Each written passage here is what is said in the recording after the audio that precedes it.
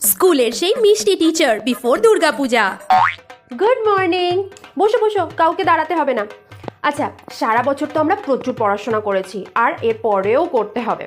আজ কিন্তু আমরা আর পড়াশোনা করব না, পুজোর তো আর মোটে দুদিন বাকি। আজকে আমরা গল্প করব। পুজোর কার কি প্ল্যান, কার কটা জামা হলো, এইসব। এই দীপা, তোমার পুজোর প্ল্যান কি? আর এই যে রিয়া, শুনলাম তোমার মামার বাড়িতে নাকি পুজো হয়, তা সেই পুজোর গল্প কিছু আমাদেরও বলো। কি সবাই শুনবে তো? বলো বলো, একটু শুনি। প্রজেক্ট? না না, আমার সাবজেক্টে কোনো প্রজেক্ট করার দরকার নেই।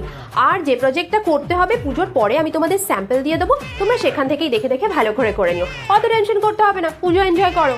পুজোর পরে পরীক্ষা, সেই নিয়ে টেনশন করছো? আরে আমার সাবজেক্টের কোয়েশ্চেন তো আমিই করব, তোমরা তো জানো। আর আমার করা কোয়েশ্চেন তোমাদের কখনো কঠিন লেগেছে বলো? তাহলে চিন্তা কিসে, চিল করো। আচ্ছা শোনো, আজকের মতো গল্প এখানেই শেষ, বেল পড়ে গেছে। বাকি গল্প কিন্তু পুজোর পরে সবার কাছে শুনবো, কে কি কি করেছো। ঠিক আছে, চলো তোমরা খুব এনজয় করো। শুভ শারদিয়া। সৃজা লিখেছে, চাঁদের আলোয় নুপুর বাজে ঝুম ঝুম ঝুম, দিদির ভিডিও না দেখলে রাতে আসে না ঘুম। So sweet Srija. দিদি আমি তোমার সাবস্ক্রাইবার আর বিগ ফ্যান, আমার নামটা নিয়েও লিখেছে পূজা। তোমাকে দেখলে মন খুব ভালো হয়ে যায়, লিখেছে সৃষ্টি।